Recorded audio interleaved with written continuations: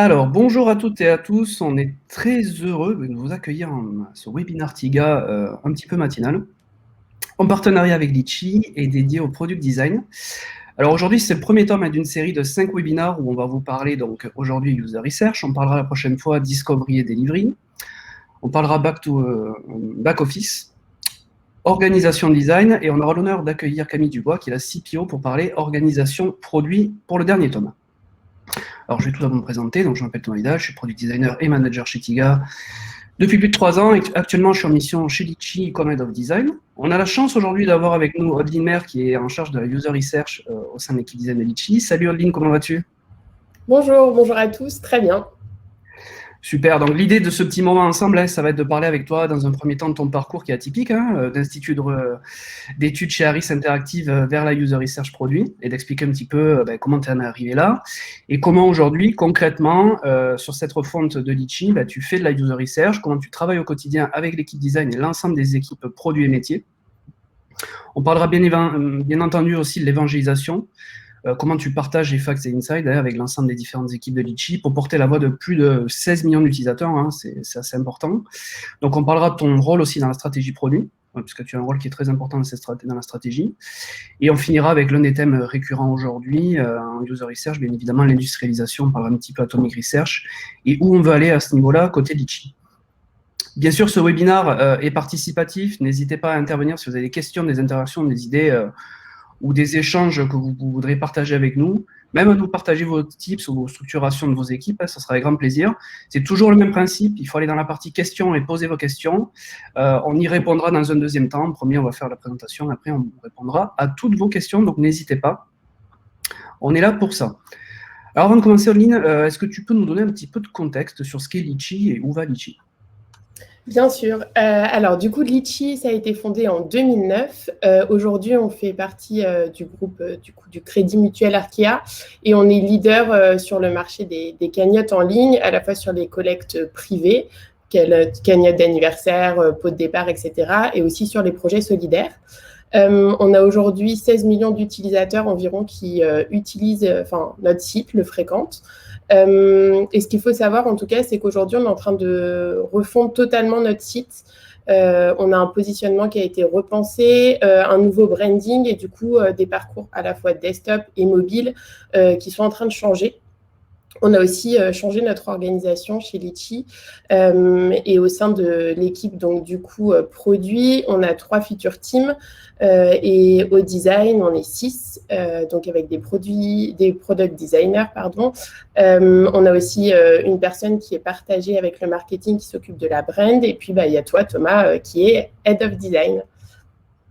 Et ce qu'on veut aujourd'hui, c'est en tout cas porter, on a des objectifs de croissance ambitieux, on va continuer à être référent sur les cagnottes et puis essayer aussi de se renouveler en s'axant davantage sur la solidarité. Ok, alors tu as un parcours atypique pour une user researcher, puisque donc, tu as démarré un institut d'études chez Harris en premier lieu. Alors, c'est intéressant un petit peu de nous parler de ton parcours, comment tu es arrivé là et comment tu es arrivé sur une configuration où aujourd'hui tu fais vraiment de la user research pour du produit.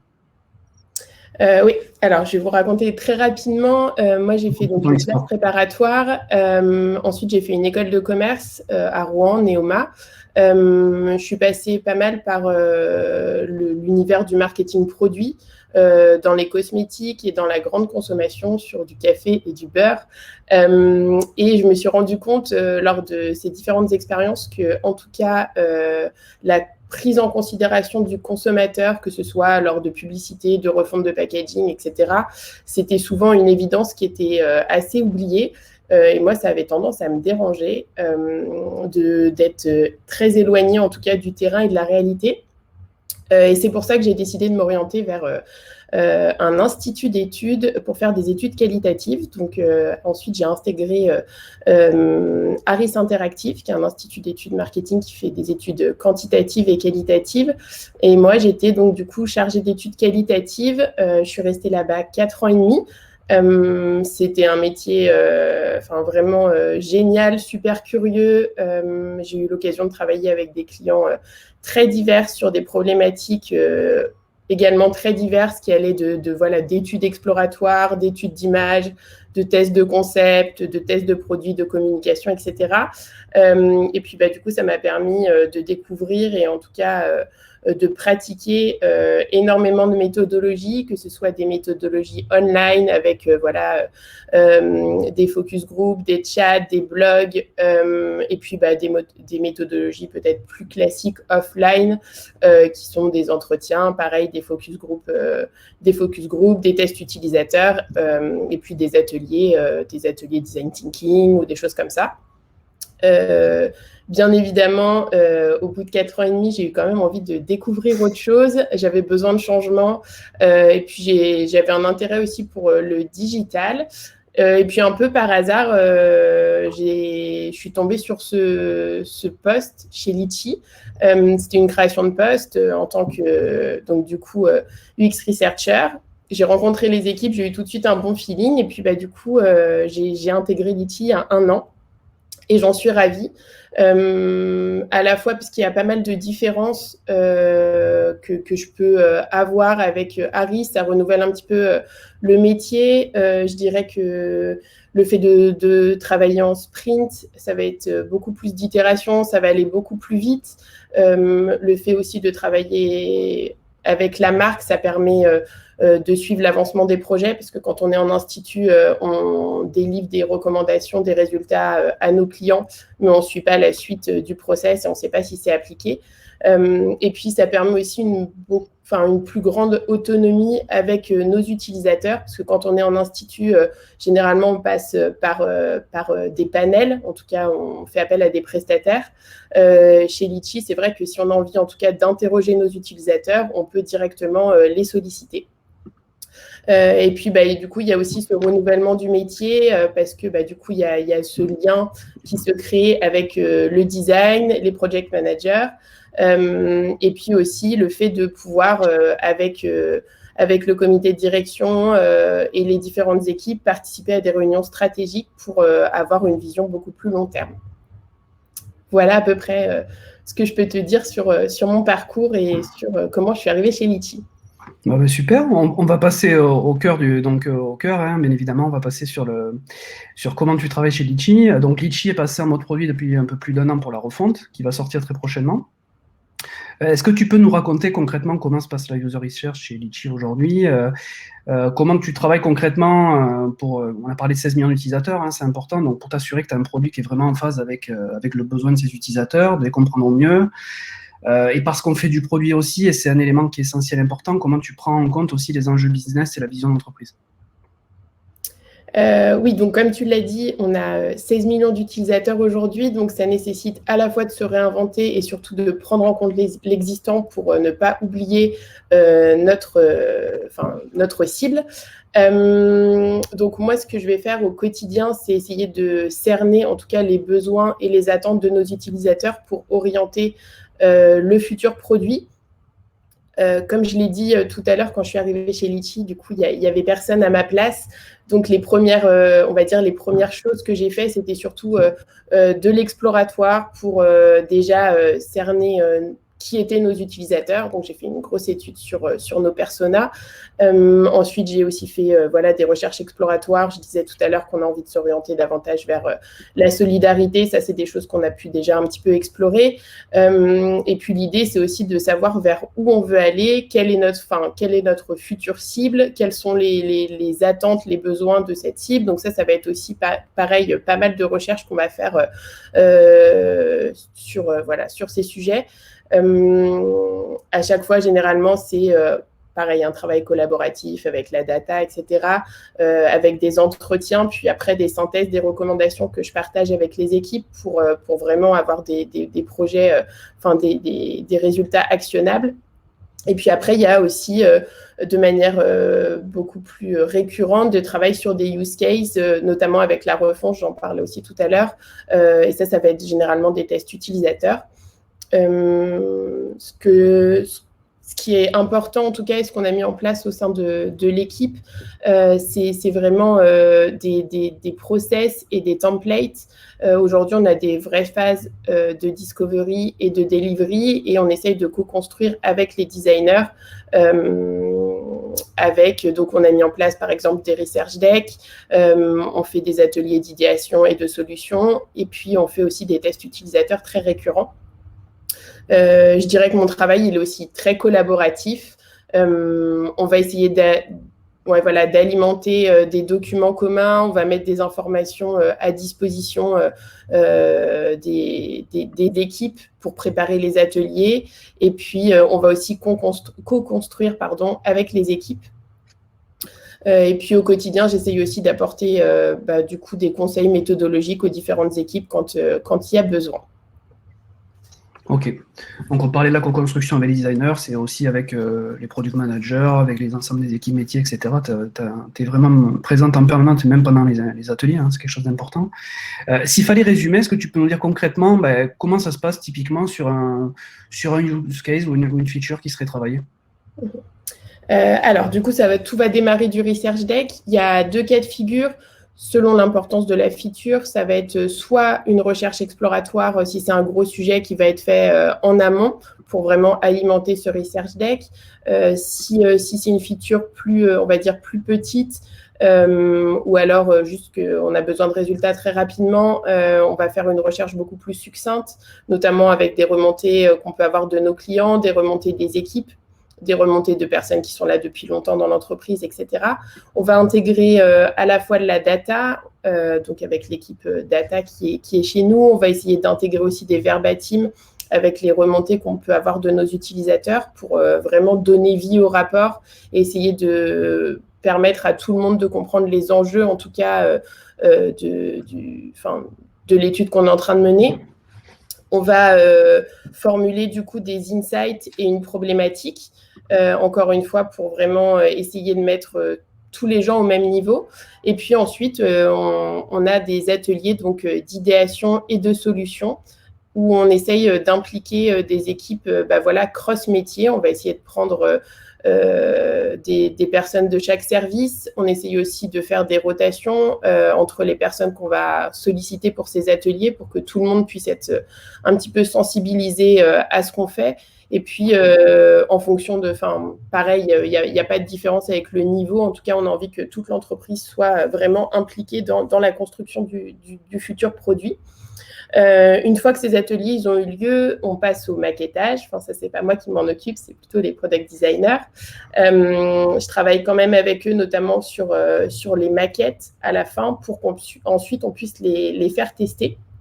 Aujourd'hui, nous, on utilise TestApic et on utilise aussi du coup le recrutement avec nos utilisateurs. Donc, on fait des tests par nous-mêmes. Voilà à peu près pour résumer.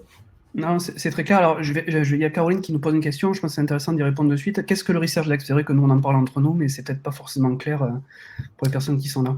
Alors, un research deck, on va dire que c'est un document commun qui est sous format aujourd'hui PPT, où on va avoir à la fois toutes les informations un petit peu synthétisées, ce qui permet de présenter en début d'atelier, faire un état des lieux de toute la recherche qu'on a pu faire sur le sujet. On va essayer d'être le plus exhaustif possible. On va mettre on va mettre les enjeux, on va mettre, comme je le disais tout à l'heure, la problématique. On va aussi l'éclairer à la fois de recherche qu'on a pu faire avec nos utilisateurs, de verbatim, de chiffres clés, de la data. On parle aussi dans ce research deck de nos personas, en tout cas la personne qu'on a envie de cibler pour ce sujet. Et puis ensuite, on a aussi une partie assez benchmark, parce que ça va dépendre de la feature, mais c'est aussi important de regarder ce qui se fait ailleurs. Et ensuite, à partir de ça, donc au début de l'atelier, on va présenter ce document à tout le monde. On va le rendre disponible aussi pour que chacun puisse le consulter pendant cet atelier. Et puis après, en tout cas, ça permet aux gens de revenir a posteriori sur ce qu'on a fait. Et on essayait pareil à chaque fois, à chaque fin d'atelier, en tout cas chaque fin de recherche, feature, d'envoyer ce document pour montrer un petit peu l'aboutissement du projet. Ouais, tout à fait. Ça En fait, répond bien à la question. non, mais c'est exactement ça. En fait, on s'inspire beaucoup de ce qui fait un design sprint, mais nous, on le fait après à l'échelle produit, donc différemment. Mais l'idée, effectivement, de ce research deck, c'est déjà de fixer une problématique et de donner toutes les informations pour répondre à cette problématique-là, pour que toutes les personnes qui sont présentes dans les ateliers, après, puissent répondre à cette problématique. On a parlé de feature ou de use case, mais dans les faits, en fait, on traite systématiquement une problématique à laquelle on veut répondre, on met les KPI, etc. Et l'idée, voilà, c'est qu'à la fin, on est arrivé à répondre à cette problématique après les tests utilisateurs. On en reparlera pendant les tomes de Discovery et d'élevés. Alors, si on continue, on sait que l'un des sujets majeurs de la recherche, c'est le partage. C'est le partage des insights, de la connaissance, dont tu as commencé à en parler. Comment tu fais concrètement pour faire ça aujourd'hui, que ça soit au sein de l'équipe design et plus globalement de l'équipe produit, mais aussi, et ça, on sait que c'est un élément qui est fondamental, côté tech et avec des équipes métiers. Alors du coup, déjà, comme j'en ai parlé juste avant, on va dire que de toute façon, les designers, ils sont très impliqués dans tout ce que je fais parce qu'ils vont être à mes côtés à tout moment. On essaye aussi d'évangéliser au maximum avec les project managers et puis les développeurs. C'est vrai qu'au tout début, moi, quand je suis arrivée, j'ai essayé de faire une présentation de mon métier, de ce que je pouvais faire. On essaye aussi de les faire participer à des entretiens ou à des tests utilisateurs, ce qui leur donne aussi pas mal de visibilité sur ce qu'ils vont pouvoir développer ensuite. Ça leur fait prendre de la hauteur et ça leur permet de se rendre compte que les décisions qu'on va prendre, c'est pas arbitraire et c'est vraiment issu de retours d'utilisateurs.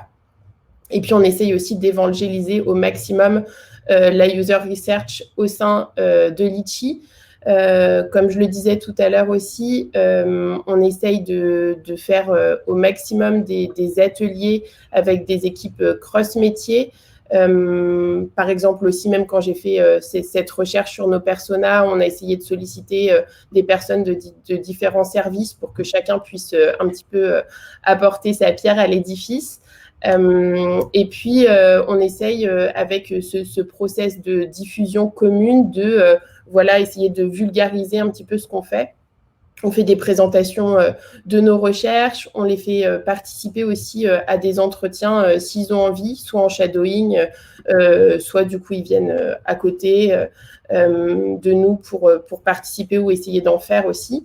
Et puis, on a essayé aussi de mettre en place un canal de remontée aujourd'hui de nos users sur Slack, qui ensuite est remonté dans Product Board, ce qui permet aussi de solliciter chaque personne dans l'entreprise parce que il y a 16 millions d'utilisateurs qui utilisent Litchi. Ça peut être notre entourage, notre famille, nos amis. On peut avoir des retours le week-end, à certains moments lors d'une cagnotte d'anniversaire ou autre. Donc, tout le monde peut apporter en tout cas des retours. Donc, ça permet vraiment d'avoir une vision commune et montrer que tout le monde a son rôle à jouer là-dedans.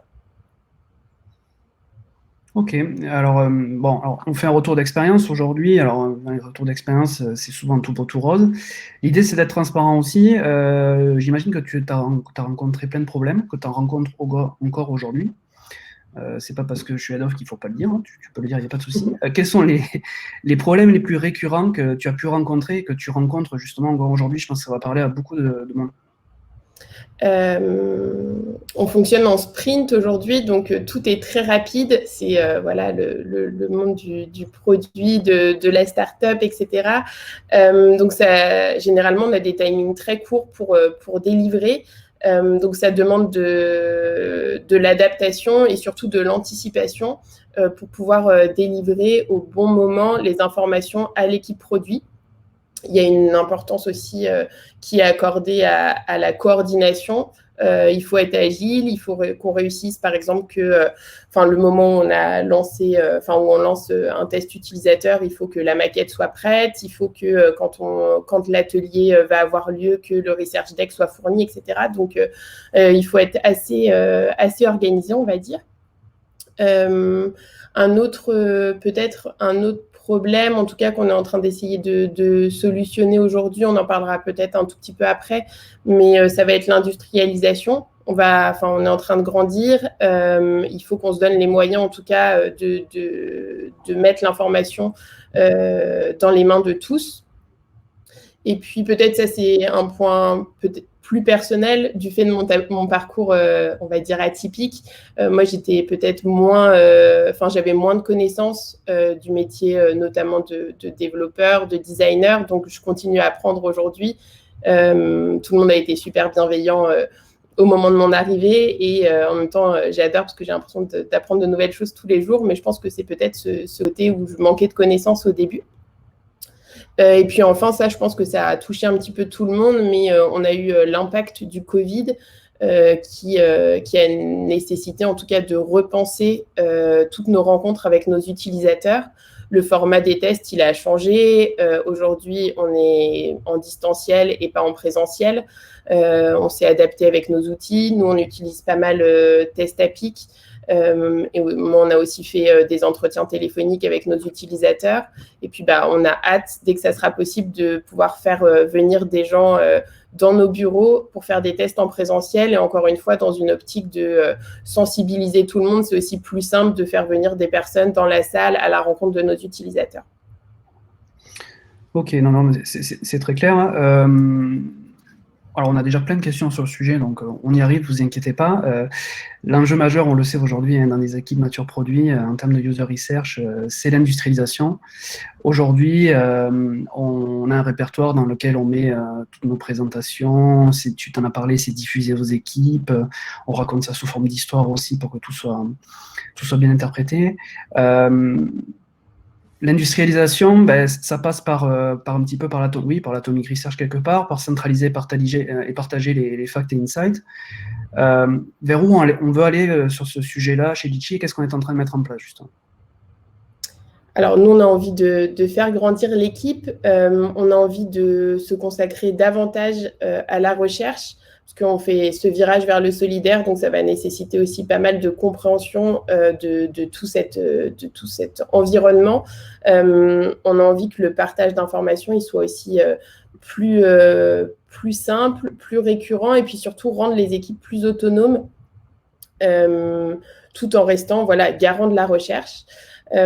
Aujourd'hui, on va mettre en place chez Litchi une plateforme qui est Dovetail, qu'on n'a pas encore... on va le faire là très, très prochainement. L'idée, en tout cas, c'est que cette plateforme, elle puisse être accessible à tous et qu'on puisse enrichir collaborativement cette plateforme. Parce qu'en effet, plus le produit grandit, plus la connaissance utilisateur, elle va augmenter. On a besoin de passer d'une recherche court terme à une recherche plus long terme. Et ça va se traduire par, du coup, on a une nécessité de mieux structurer et mieux organiser les données pour centraliser toutes ces informations, les catégoriser et éviter qu'elles se perdent.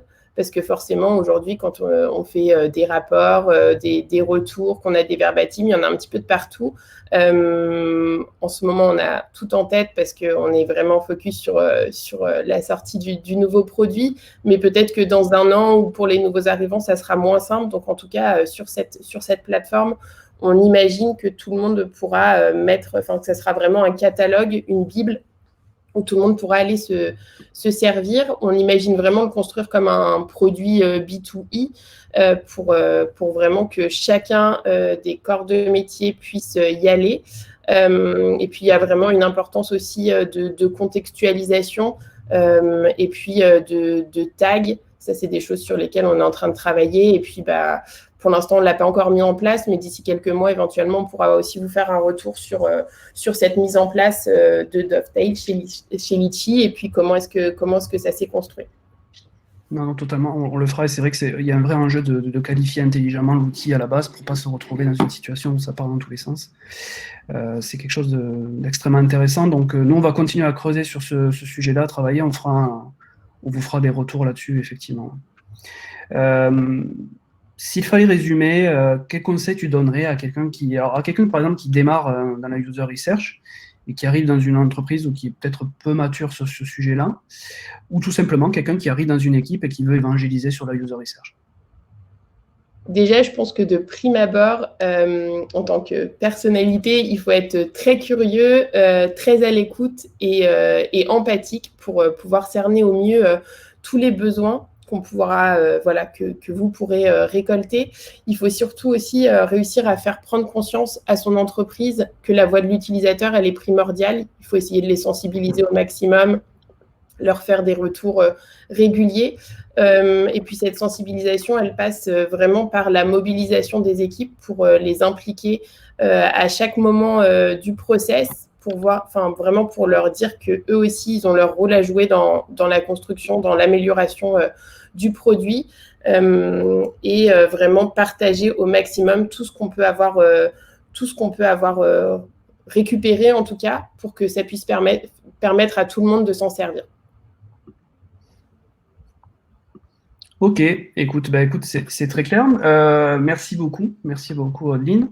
Donc voilà, je pense qu'on a parlé de ça pendant 30 minutes. On va prendre le temps de répondre aux questions parce qu'il y a plein de super questions, donc on va prendre le temps d'y répondre. Alors, au niveau des questions, alors je vais commencer par les premières qui ont été posées. Donc il y a Tiffany en premier qui nous avait posé la question. Tu fais référence à une communauté d'utilisateurs Adeline? Oui, je parle de la communauté d'utilisateurs parce que nous, on a nos utilisateurs Litchi. On essaye, en tout cas, la data nous fait des remontées régulières sur nos utilisateurs.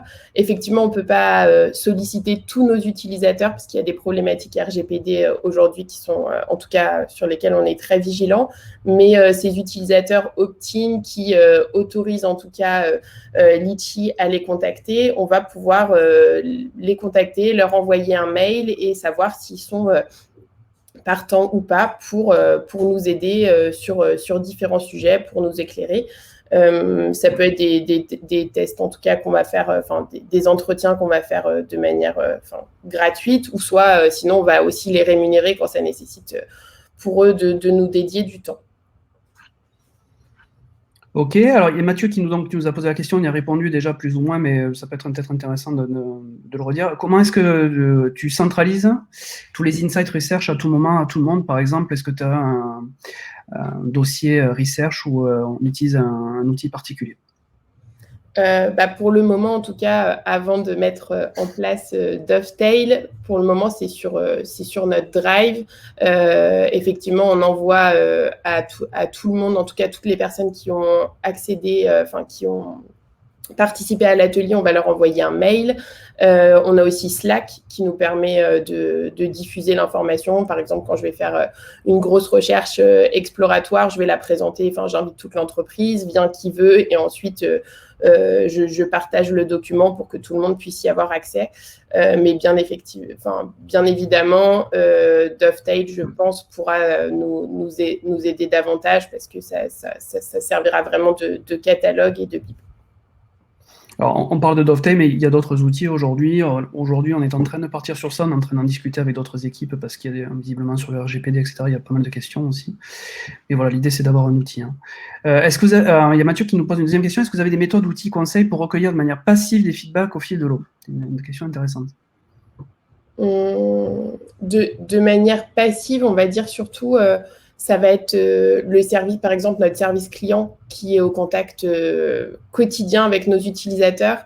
Le fait, en tout cas, qu'ils puissent nous remonter sur Slack des verbatim, des problématiques. Je dirais que c'est le meilleur moyen, en tout cas, de pouvoir recueillir de manière passive des informations.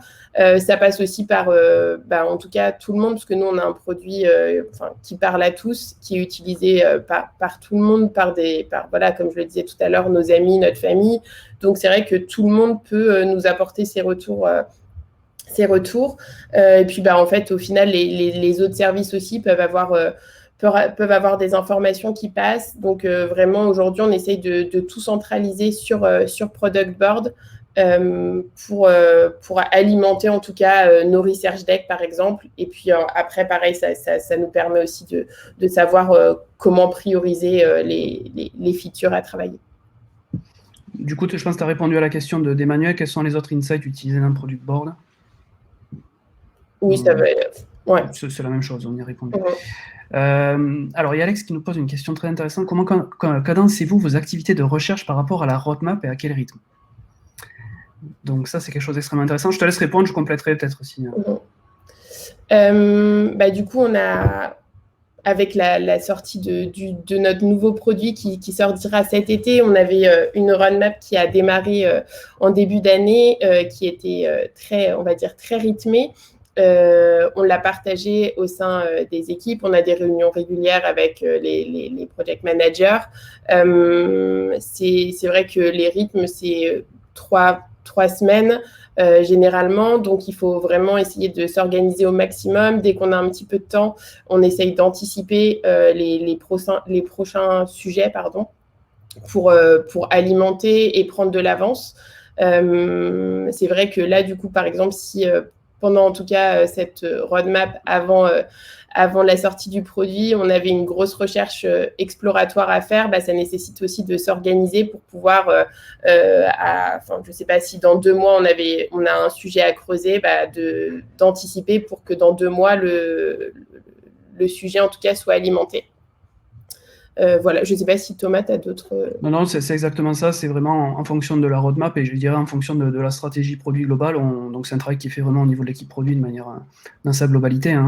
Mais effectivement, on va cadencer. On a généralement un discovery qui est sur un mois, de manière complète.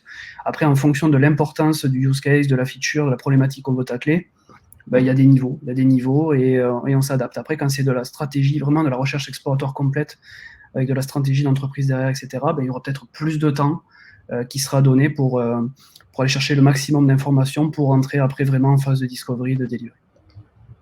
Il y a Clémence qui nous pose la question sur qu'est-ce que l'atomic research. Alors nous, chez Litchi, on aime bien reprendre la définition là, des travaux de Daniel Pidcock et Tomer Sharon. Alors, en gros, on dit que c'est toutes les connaissances qu'on a pu avoir en user research qui ont été acquises en fait en différents éléments et qui permettent de capitaliser, diffuser au plus grand nombre. Voilà. Il faut vraiment le voir de cette façon-là, c'est-à-dire c'est vraiment tout ce qu'on a pu recueillir sous forme de fax qu'après qui va être traité en insight, etc. Donc c'est vrai que d'utiliser un outil, c'est particulièrement intéressant. Alors là, tu as une question de Roberto. Avec qui tu interagis le plus dans le quotidien au sein de l'entreprise, notamment quels conseils donnerais-tu aux product managers? C'est vrai qu'on n'a pas trop parlé des product managers, mais tu bosses beaucoup avec eux aussi. Oui, moi du coup je dirais qu'au quotidien je travaille énormément avec les designers et puis avec les product managers. On a cette roadmap qui est fixée, donc toutes les semaines on essaye de voir comment est-ce qu'on avance. On a ces documents, comme je disais tout à l'heure, de research deck par exemple, qu'on va alimenter collectivement, donc ça nécessite de s'aligner. Et puis après, de manière peut-être plus ponctuelle, je vais travailler pas mal avec aussi le marketing. Ils peuvent avoir pareil des besoins de compréhension, notamment par exemple pour eux, c'était aussi primordial de bien comprendre qui étaient nos personas pour pouvoir actionner ensuite du coup la suite sur sur comment est-ce qu'on communique avec nos utilisateurs, quelles sont leurs attentes, en tout cas d'un point de vue plutôt, en tout cas brand, image, etc. C'est vrai qu'on n'en a pas parlé dans la construction du research deck, mais elle est faite vraiment en parallèle avec les product managers. Chez nous, les product managers ont des noms différents, mais elle est faite vraiment co-construire avec eux les research decks, parce que des fois les initiatives viennent de leur côté aussi. Il y a Louise Gazo qui nous pose une question. Qu'utilisez-vous comme outil pour solliciter les utilisateurs via un NPS par exemple? Est-ce que pour solliciter les utilisateurs, c'est pour faire un entretien? Je vais répondre à cette question et si jamais c'est pas ça, on pourra. Louise nous reposera une question. Alors pour solliciter nos utilisateurs, on va passer en tout cas par un extract avec les équipes data. On va faire attention à bien respecter les normes RGPD. Ensuite, on va envoyer des mailings. Enfin, déjà, pardon, j'en ai pas parlé au tout début, mais on va déjà savoir qui est-ce qu'on cible pour telle ou telle étude, parce qu'aujourd'hui, on a un produit qui est diversifié. On parle à la fois de cagnotte privée et cagnotte solidaire, donc c'est pas les mêmes utilisateurs, qu'on soit créateur ou participant, c'est pas la même chose non plus. Donc on va essayer déjà de réfléchir à l'échantillon, la cible à interroger, la méthodologie aussi qu'on veut appliquer. Ensuite, on va du coup en parler avec la data qui nous fera son extract. On va envoyer un mailing. Donc ça, généralement, moi, je me fais accompagner du marketing. Et puis ensuite, on va donc entrer en contact avec nos utilisateurs, fixer un entretien avec eux. Et puis, voilà, je réalise l'entretien et ensuite, je m'occupe de la synthèse et puis des recommandations et de la présentation. Voilà à peu près sur le NPS. Pour le coup, nous, ça va être plus, on va dire, je pense que le service client qui va envoyer des mailings, mais nous, on s'en sert moins en produit. Il y a Léa qui pose une question typique. Je pense que là, tu es dans ta zone de confort, tu connais ça par cœur. Comment se passe un entretien typique, le temps, le type de questions, etc. J'essaie de résumer, je pense. Oui. Alors, un entretien typique, je ne dirais pas qu'il y a un entretien typique, mais en tout cas, si on est sur un entretien en face à face, ça va dépendre vraiment de la problématique et ça va aussi dépendre voilà, de tout ce qu'on a à creuser.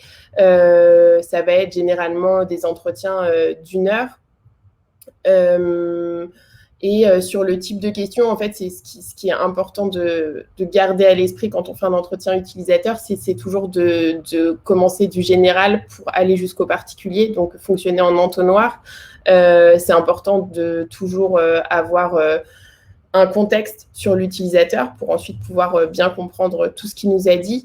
Peut-être aussi...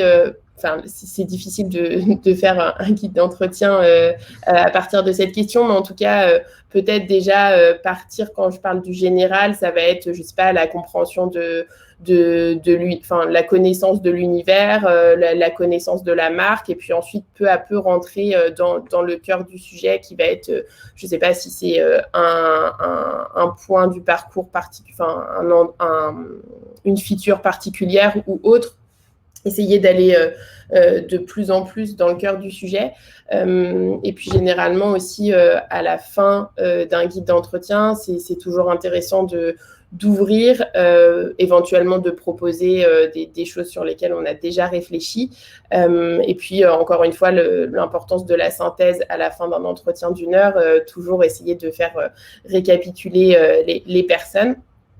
C'est important du coup de toujours bien mettre des questions ouvertes pour éviter que les utilisateurs répondent juste oui ou non. Et puis, c'est bien aussi d'essayer d'ouvrir les questions au maximum et d'utiliser des questions un petit peu projectives pour ouvrir les questions. Et on a des guides d'entretien qui sont déjà préfaits, hein, qui sont après adaptés en fonction du contexte, effectivement, tu l'as bien dit, hein, pour que ça puisse être utilisé aussi potentiellement par des product designers, etc. Alors Stéphanie qui pose une question intéressante, parce que c'est vrai que c'est un peu le nerf de la guerre aussi. Des conseils pour motiver des clients pour participer à des interviews non rémunérées? Alors, ça va vraiment dépendre des clients. Nous, on le voit énormément auprès de nos utilisateurs, notamment après l'étude qu'on a fait sur nos personas. On va avoir des cibles qui sont beaucoup plus enclins à dédier du temps pour nous aider, nous accompagner. Par exemple, des créateurs de cagnottes solidaires, aujourd'hui, ils vont avoir tendance à vraiment répondre très rapidement à nos sollicitations, et à l'inverse, on va avoir des participants de cagnottes privées qui, eux, vont être beaucoup plus beaucoup plus détachés de la marque et qui vont avoir du mal, on va avoir peu de retours.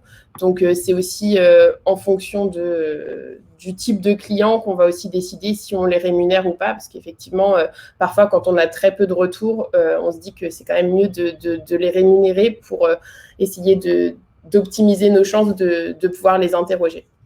Et puis après, ça va aussi dépendre de la méthodologie, parce que forcément, si on sollicite des utilisateurs pendant 20 minutes, c'est potentiellement OK pour eux de ne pas être rémunérés. Si on part sur des entretiens d'1 heure où vraiment c'est des questions assez poussées, c'est normal aussi de les rémunérer parce qu'ils ont dédié du temps pour nous et on a envie en tout cas qu'ils s'investissent. Ouais, c'est en fonction du type en fait de profil qu'on peut avoir. Est-ce que les produits... Alors, je vais peut-être répondre à cette question. Est-ce que les product designers font aussi de la recherche ou tout passe par toi? Oui, effectivement, les product designers font de la recherche et co-construisent, encore une fois, le research deck. C'est vraiment un travail de collaboration au sein de l'équipe produit de manière générale, que ce soit product manager, product designer, user researcher. C'est vraiment un travail qui est commun et tout le monde met sa main à la pâte. C'est Odin qui est garante de faire en sorte que les insights soient bien compris et bien redistribués, mais c'est vraiment un travail collaboratif. Comment fais-tu, Audeline, de la part Tiffany, comment fais-tu, Audeline, pour gérer les remontées passives en parallèle de tes sprints? C'est une bonne question, ça. Tu le gères comment au quotidien? Pardon, je dirais juste, Thomas, aussi, pour compléter ta réponse, dans l'optique collaborative aussi, les designers, ils vont m'envoyer les maquettes. Moi, je vais travailler généralement sur le guide d'entretien, mais bien évidemment, on va le revoir ensemble parce que parfois, eux aussi, peuvent avoir des petites questions, des interrogations sur une version A, une version B, est-ce que tel bouton est bien compris ou autre. Donc, c'est important qu'ils fassent aussi une repasse sur le guide, parce que moi, je n'étais pas là au moment où ils ont imaginé la maquette. Donc, c'est vraiment très important qu'ils soient là au moment de la recherche. Et c'est vrai que je n'ai pas parlé des tests utilisateurs, tu as raison, sur les tests utilisateurs aussi. Donc, ce qu'on essaie de faire et ce qu'on pense qui est très important, c'est que le product designer qui a fait les maquettes n'est pas l'auteur des tests. Voilà, pour des questions de biais ou autres, soit on intervertit, soit c'est Audeline qui fait les tests, etc. Mais c'est quelque chose de très important aussi. Donc, Tiffany posait la question, merci Audeline. Tiffany posait la question, comment fais-tu pour gérer les remontées passives en parallèle de tes sprints? Tu le gères comment au quotidien? Du coup, on a cet outil aujourd'hui, Product Board, qui nous permet, pareil, quand on l'a mis en place, on avait essayé de catégoriser au maximum les différentes features, ce qui nous permet, en tout cas, grâce à, moi, je dirais qu'une fois par semaine, généralement, toutes les remontées que je peux avoir sur Slack, je vais les catégoriser dans Product Board, ce qui permet d'alimenter à chaque fois le document. Et puis, pareil, si on entend des choses, si on se pose des questions, on va essayer aussi d'alimenter Product Board pour voilà, gérer et collecter toute cette recherche. Ok. Et alors, dernière question de Caroline. Comment faites-vous pour trier les inputs? Alors, c'est extrêmement intéressant parce que c'est une question justement qui est en lien avec ce qu'on veut faire. Comment faites-vous pour trier les inputs utilisateurs? Parfois, un user pour avoir une idée géniale et parfois un user pour avoir une idée isolée qui n'est pas partagée par les autres utilisateurs. Ça, après, généralement, c'est dans la synthèse que je peux faire sur une étude où je vais plutôt, si c'est, en tout cas, si c'est une idée qui est partagée collectivement, je vais vraiment le mettre dans les enseignements principaux. Généralement, de toute façon, toute idée, en tout cas, est quand même, prise en compte. Après, on voit si on l'applique ou pas. Si c'est juste une idée, par exemple, sur toute une étude, j'aurais tendance à bien souligner que c'est en mineur. Un utilisateur ou quelques utilisateurs nous ont fait un retour sur le sujet, mais qu'en tout cas, c'était pas un retour global. Et encore une fois, l'idée, c'est d'essayer de regrouper ces idées sur Product Board aujourd'hui, en attendant d'avoir peut-être cette nouvelle plateforme pour rien oublier et éviter qu'il y ait une déperdition de l'information. Alors, du coup, deuxième question de Caroline, mais justement, comment vous décidez qu'une idée est pertinente? Après, moi, l'idée, c'est que je sois le plus impartial possible. C'est aussi pour ça que les tests utilisateurs, comme tu le disais, Thomas, c'est bien que ce soit pas forcément le designer qui ait créé la maquette qui le fasse, parce que parfois, voilà, les retours, ça va aller à l'encontre de ce que le designer a pensé. Je dirais que toute idée est pertinente. Après, effectivement, il y a certains utilisateurs qui vont nous faire, qui vont étayer en tout cas leurs idées, et potentiellement il y aura on va dire une sorte de logique dans le retour qu'ils vont faire, et parfois ça va être une idée totalement décorrélée, ou alors vraiment une idée, on va dire, très personnelle sur une histoire par exemple, je prends l'exemple d'une charte ou d'une couleur. On peut aimer ou ne pas aimer. On va dire que un retour global, ça va être telle couleur n'est pas forcément adaptée à tel univers, ou des choses comme ça. Si la personne me dit juste oui, moi j'aurais vu ce bouton en bleu, forcément on va moins le prendre en compte. Alors, il y a un deuxième aspect, mais qui dépasse la user research aussi. Je pense que la question de Caroline, elle est aussi dans ce sens-là. Pour juger si l'idée est pertinente, après, c'est là où on rentre aussi en fin de research deck dans les ateliers en tant que tel. C'est-à-dire qu'il va y avoir vraiment l'atelier d'idéation où donc on va différentes personnes, etc. On va reprendre tout ce qui a été proposé, tout ce qui a été dit pour répondre à une problématique. On va émettre aussi des idées. Et là, dans ce moment-là, on fait un travail de vote collaboratif avec des équipes métiers, etc. ou autres, où on va potentiellement en fait aussi juger si une idée est pertinente. Effectivement, Odile l'a très bien dit, son travail aussi, ça va être répertorié si c'est une idée qui a été remontée, qui est mineure, etc. ou autre. Et après, il y a un travail collectif dans lequel Odile est impliquée, puisqu'elle est présente dans les ateliers.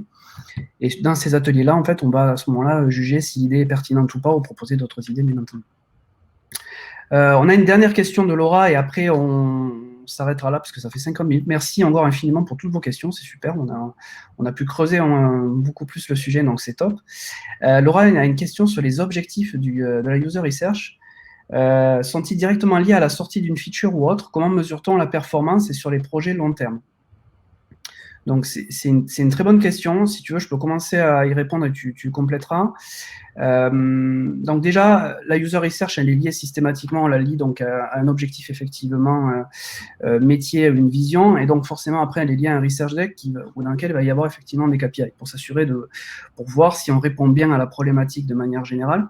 Et après, sur les projets long terme, qui est plus de la recherche exploratoire, là, on va définir des objectifs vraiment d'entreprise, hein, c'est à plus haut niveau. Et ces objectifs-là, après, on vérifiera à la fin s'ils ont été tenus ou pas. Mais donc, effectivement, c'est un tout. Est-ce que tu veux compléter par rapport à ça pour être plus précis? Je suis assez alignée avec ce que tu as dit.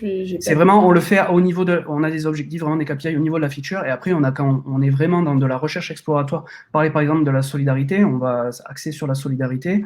Là, c'est des objectifs vraiment d'entreprise et stratégiques, hein, frontières des OKR, etc.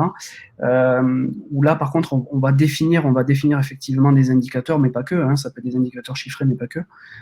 Et après, donc, ça sera plutôt en codir, etc., où on va juger si ça a été rempli ou pas. Voilà notre côté. Je vois qu'il n'y a plus de questions. Je vous remercie à toutes et à tous vraiment pour vos questions. C'était super intéressant. Ça nous a permis d'approfondir le sujet. Merci infiniment, Lynn. Hein. On a beaucoup appris, je pense, aujourd'hui. Donc, c'était extrêmement intéressant. Merci à tout le monde, en tout cas. Prochaine étape de notre série, ça sera dans 15 jours avec un webinaire qui sera sur la discovery et le delivery. On va vous présenter l'ensemble de nos process de manière détaillée avec les product designers et designers de l'équipe qui seront présents. Donc, on espère que vous serez là. Autre élément aussi, il faut le savoir, chez Tiga, on est en train il y aura la Product Week du 21 au 25 juin. Et cette année, on est vraiment très très heureux côté design, parce qu'elle est consacrée au design, et on aura donc des super intervenants dans la catégorie. Donc ce sera une Product Week vraiment spéciale design. Donc n'hésitez pas à venir. Je vous remercie infiniment. Pour d'avoir été présent aujourd'hui pour ce webinaire matinal. Et donc on se revoit très prochainement. On vous souhaite une agréable journée. Merci, Odeline. Merci. Merci à toutes et à tous. Bonne journée.